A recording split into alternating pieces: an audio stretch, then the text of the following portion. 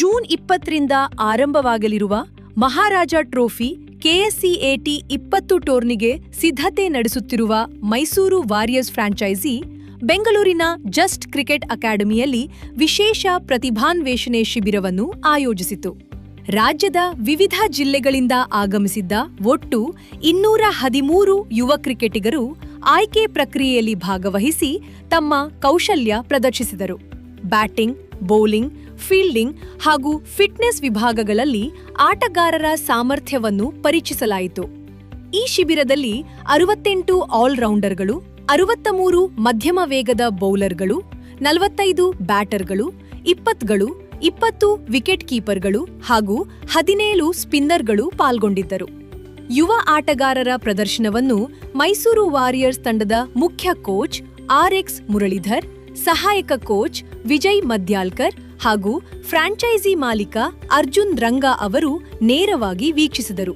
ಹೇಳಿ, ಈಗ ಈ ವರ್ಷದ ಕ್ಯಾಂಪು ಮತ್ತೆ 3ನೇ ವರ್ಷದ ಬಂದಿದ್ದೀರಾ, ಸೊ ಹೇಗೆ ನಡೀತಿದೆ ಕ್ಯಾಂಪ್? ನಮಸ್ಕಾರ. ಇವತ್ತು ನಮ್ಮದು ಟ್ಯಾಲೆಂಟ್ ಹಂಟ್ ಇಲ್ಲಿ ಜಸ್ಟ್ ಕ್ರಿಕೆಟಲ್ಲಿ ಮಾಡ್ತಾ ಇದ್ದೀವಿ. ಸುಮಾರು ಜನ ಹುಡುಗರು ಬಂದಿದ್ದಾರೆ. ಇನ್ಫ್ಯಾಕ್ಟ್ ಸುಮಾರು ಜನ ಅಂದರೆ ಕರ್ನಾಟಕದಿಂದ ಸುಮಾರು ಪ್ಲೇಸಸ್ಸಿಂದ ಬಂದಿದ್ದಾರೆ.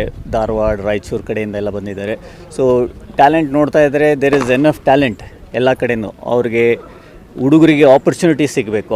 ಆಪರ್ಚುನಿಟಿ ಸಿಗೋದು ದ್ಯಾಟ್ ಈಸ್ ಕರ್ನಾಟಕಸ್ ಏಮ್ ಇವಾಗ. ಹಂಗಾಗಿ ಇದು KPL ಒಳ್ಳೆ ಪ್ಲ್ಯಾಟ್ಫಾರ್ಮ್ ಅವರಿಗೆ, ಹುಡುಗರಿಗೆಲ್ಲ ಶೋ ದೇರ್ ಸ್ಕಿಲ್ ಅಂತ. ಯಾಕಂದರೆ ವರ್ಷ ಎಲ್ಲ ಪ್ರಾಕ್ಟೀಸ್ ಮಾಡ್ತಾರೆ. ಸುಮಾರು ಜನರಿಗೆ they might not get an opportunity to play in the. ಈ ಬಾರಿ ಮಹಾರಾಜ ಟ್ರೋಫಿಗೆ ಮೈಸೂರು ವಾರಿಯರ್ಸು ಇದು ಒಂದು ಟ್ರಯಲ್ ಶುರು ಮಾಡಿದ್ದೀರಾ.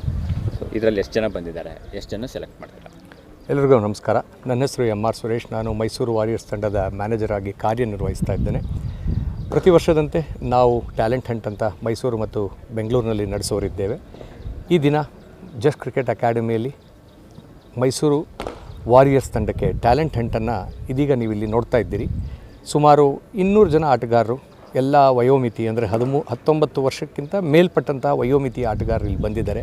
ರಾಜ್ಯವನ್ನು ಪ್ರತಿನಿಧಿಸಿದ್ದವರು, ರಾಷ್ಟ್ರವನ್ನು ಪ್ರತಿನಿಧಿಸಿದ್ದವರು, ಈ ಜಿಲ್ಲೆಗಳನ್ನು ಪ್ರತಿನಿಧಿಸಿದವರು ಎಲ್ಲರೂ ಕೂಡ ಆಟಗಾರರು ಇಲ್ಲಿ ಬಂದಿದ್ದಾರೆ. ಆಯ್ಕೆ ಪ್ರಕ್ರಿಯೆಯ ಅಂತ್ಯದಲ್ಲಿ ಅತ್ಯುತ್ತಮ ಪ್ರದರ್ಶನ ನೀಡಿದ 15 ಆಟಗಾರರನ್ನು ಶಾರ್ಟ್ ಲಿಸ್ಟ್ ಮಾಡಲು ನಿರ್ಧರಿಸಲಾಗಿದೆ.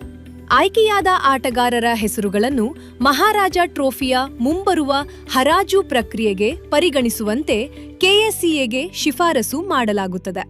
ಮಹಾರಾಜ ಟ್ರೋಫಿಯಲ್ಲಿ ಅವಕಾಶ ಪಡೆಯುವ ಕನಸಿನೊಂದಿಗೆ ಬಂದಿದ್ದ 100 ಯುವ ಕ್ರಿಕೆಟಿಗರಿಗೆ ಈ ಪ್ರತಿಭಾನ್ವೇಷಣೆ ಶಿಬಿರ ವೇದಿಕೆಯಾಗಿದ್ದು, ಇಲ್ಲಿಂದ ಹೊರಹೊಮ್ಮುವ ಹೊಸ ಪ್ರತಿಭೆಗಳು ಕರ್ನಾಟಕ ಕ್ರಿಕೆಟ್ನ ಭರವಸೆಯ ಮುಖಗಳಾಗುವ ನಿರೀಕ್ಷೆ ಮೂಡಿದೆ. Sagar, news times, Bengaluru.